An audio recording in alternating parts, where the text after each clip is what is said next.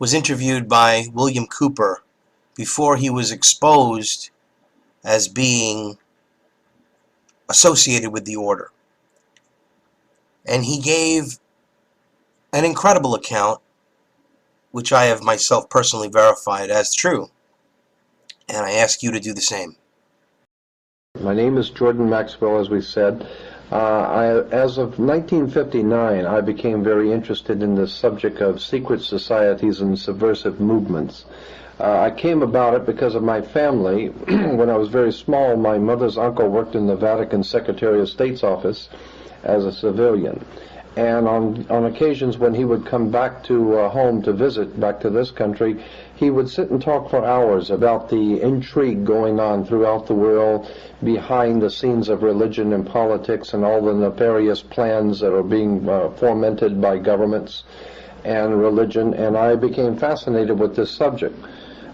Since then, I have, as I said, since 1959, I have really delved into the subject myself, and I find the more that you find out about the subject, the more you know how much you don't know, because it is an enormous subject that takes in not only the fraternal orders, the secret societies of Freemasonry, the occult societies going back into the most ancient world, going back to pre-Sumerian, and those symbols and emblems which were used in the ancient world are now even being used in our world, our modern day world, and we don't even realize it.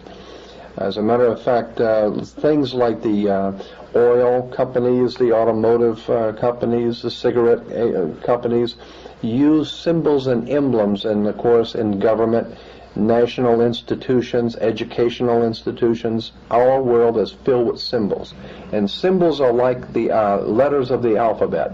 If you put enough of them together, they spell a word, and you put a lot of them together and they tell you a story. The story I am talking about is the secret societies and occult orders that go all the way back into the ancient world, and I believe, and it's my opinion, that they are still in operation today behind our major religions and major governmental agencies. The symbols and emblems you can see with your own eyes, and do some research, and you'll find that they go back into the ancient world. Now, we like to talk about that there's a separation of church and state in America. The fact of the matter is no such separation exists. There is a very direct connection between the religious establishment in this country and the political establishment. And as you probably well know, has always been the case. All the way back to the pre-Sumerians, the king was always the mediator between God and man, as well as being head of the temporal state. The pharaohs, of course, of Egypt perfected this so that they were both gods and mortals who were ruling the state. The Caesars picked up on this, of course, and it's come down through the ages. And even in our country of America today, we have a direct connection between church and state. And let me draw your attention to this, make you an example here. Churches, when you go into most churches, you will find that there are like 3 tiers high, and then the altar sits on the top tier.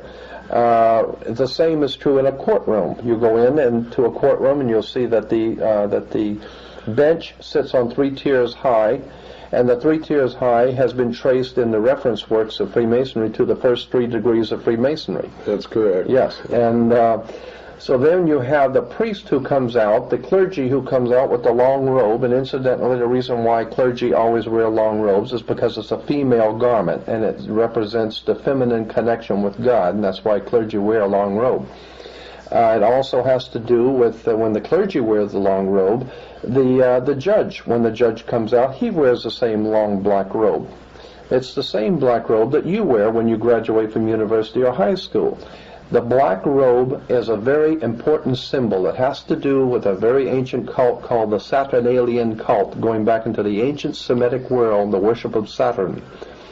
Black was a color attributed to Saturn, and even today in Islam, in Mecca, in Saudi Arabia, you have this square of Mecca within the magic circle, or within the Masonic circle, and Mecca is black, and it's draped in a black robe. And so this is a world fraternity of secret societies that use the same symbols. But let me get back to the government, the courtroom, and the church. when you're sitting at a church, you of course are looking up onto the altar, and the priest is looking down on you. There is always a fence in the church, and then there's a gate, and only the priest can go through the gate to enter the altar. The same thing is true in a court. There is the fence, and there's the gate, and only the attorneys can go through, and they're called the logos, and they go through and talk to the judge for you. And of course the judge is sitting 3 tiers high, so he can look down on you, and you look up to him. The same symbols which are used in religion are used in political circles. And I am saying, it's my opinion, that what we have in America is a religio-political economic scheme based on a very ancient secret societies and fraternal orders. And until such time as we understand that concept, that things just don't happen. I mean, what was it? Franklin Roosevelt even said, anything that happens in politics, it was planned that way. And until such time as you understand that things are planned in politics and that there is a rhyme and a reason to things, we're never going to get to the bottom of this. A classic example of what I'm talking about is we here in this country, we hear politicians, the president and the local leaders saying that they can't seem to get a handle on the crime problem, the drug problem, all of the different problems that are facing us as a people, and they just can't seem to get a handle on these things. However, if you put a wrong comma on your income tax, they can get a hold on you. And if you go into the Amazon jungles, they'll follow you, and they will find you. And it may take a while, but they'll spend millions, and they will find you.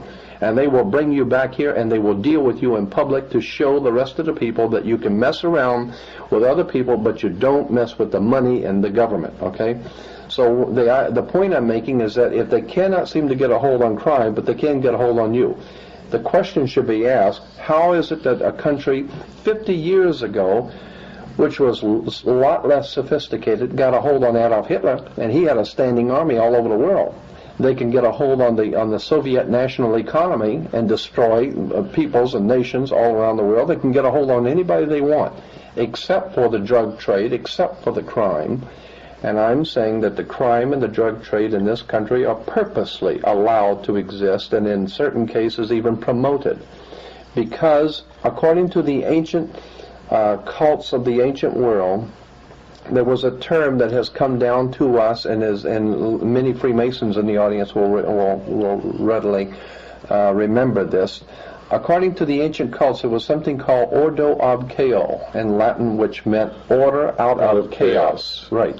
So the idea was that if you can create enough chaos, that the people will be sufficiently frightened and will give to you the power and the political power to bring back law and order. You cause chaos, and out of that you can get control, because people will sufficiently frightened people will give you the power to put down these problems. Now Adolf Hitler did this, and he worked it perfectly, and it works. A lot of people are wondering, why is it that the German people would have ever allowed Hitler to do what he did? Hitler was elected to office because of the chaos that he was doing. He was causing the chaos. The people came sufficiently frightened, and so they give him the political power to put down the trouble, because they knew he was the only guy that could put down the problems, because he was the one that was causing it. So I'm saying that the same kind of scam is being worked in this country today. We're seeing nothing but chaos and nothing but trouble, and I'm saying that it's all orchestrated, that you couldn't possibly imagine people like the President of the United States making mistakes. I mean, you hear every day, what, Senator so-and-so made a terrible mistake, or the United States government made a terrible mistake in Vietnam, or they made a horrible mistake on this or that. This country don't make mistakes. If they do something, they have a reason for doing it. They don't pay these people, these doctors and professional psychologists and his whole army of brains at the Vatican. I mean, it's a Freudian slip probably in the Vatican too. But at the Pentagon. Yeah, they don't pay these people big money to make mistakes. The president, when he does something, or this government does something, they know what they're doing. Now, it may not make any sense to you, but according to other plans, if you understand what's going on behind the scenes, it makes a lot of sense. There are a lot of occult symbols and emblems in government and religion, and I wanted to get into one in particular. The Nazis, the communists, the fascists, and all of the ancient world powers that have ever existed have used one common symbol continually, and that's the sun. Now, if you understand that the earliest history, the prehistory of the human race, goes back into the most ancient times, and God knows how far back that would be, 10, 20,000, maybe 50,000 years, I don't know. But if you go back to the earliest times of the human race, you can appreciate that the world was a very different place than what we live in today, okay? And so if you understand that it was a very cold and very fearful world at night, okay? And if you understand also that in that cold and fearful world, when the sun went down, there was a lot of fear for your life. There were a lot of predatory animals. And so the coming of the sun the next morning was always something to look forward to, that brought warmth, that brought light, and brought security. And around that concept grew a whole religio-political philosophy of the coming of the sun, God's sun, the light of the world. And it has been used by the ancient Egyptians, all the mystery schools, and of course you probably know it was referred to as Baal worship at one time. Baal was the sun, God's sun, the light of the world. And, the whole concept in the ancient world was that he had 12 helpers, which were the 12 signs of the zodiac, or the 12 months of the year. And of course, and he died, of course, with a crown of thorns, like the Statue of Liberty has the crown of thorns. It's the corona, or the sun rays. And when we begin to see all of these connections, and of course, in the spring of the year, the sun, which had died in winter, had passed over from the death of winter into the new life of spring. So in the old Semitic world, they celebrated the Passover. And we even say that today when someone dies, they passed on, or they passed away, or they passed over. Right. And so we get the old symbolism out of Egypt of the sun dying in the winter and passing over to the new life in spring. And so in the beginning of spring, we had the Passover. Is an interesting thing, too, about the sun, is that the ancient world realized that on the December 22nd, which was the winter solstice, they noticed something interesting on the sundials. And of course, the sundials being round, they could each degree for each day. They noticed that on the 22nd, the sun did not move. On the 22nd, it stayed on the sundial on the same degree. On the 23rd, it stayed on the same degree. It didn't move any further south, and it didn't start back north. On the 24th, it was still in the same degree on the sundial. It didn't move. So they said, the ancient Egyptians said, anything that was moving and is now not moving is dead. So therefore they said God's son died and was in his tomb or dead for 3 days. Then on December 25th, anything that was dead and in his grave and not moving for 3 days and now begins to move back to the northern hemisphere, it moved its first degree. So on December 25th, they said God's son is born on December 25th. Now, in the real world, let's clarify something for a lot of people who are listening out there. You're not talking anything about Christmas. You're not talking about what Christians traditionally recognize as, I'm getting as the birth of Christ. You're getting into the symbolism of the ancient religion of the sun, which was later perverted in Christianity to reflect this in order to capture the pagan worshippers into the Christian church. Absolutely, right. Now, what I'm saying is that because December the 25th is not Christ's birthday. No, not at all. No, it's the birthday of the sun. Right. And then, but then when you understand that this symbolism began to be, the ancient peoples understood that the sun was revolved, and it was a symbol of revolution. And today in America we have, or at least in the western part of the United States, we have an oil company called Union Oil. Union Oil has as a symbol a round orange globe at the 76, and of course the commercial says, get the spirit of 76. The orange globe is a sun, because the communists have always used the rising sun if you recall, on the Soviet National Coat of Arms, is a rising sun that's bringing the dawn of a new day. And the symbology of 76 plugs into what's called the 76, and the 13, 76 is 13. Right, in the order of the trapezoid, and if you figure out the formula of the ancient religion, which says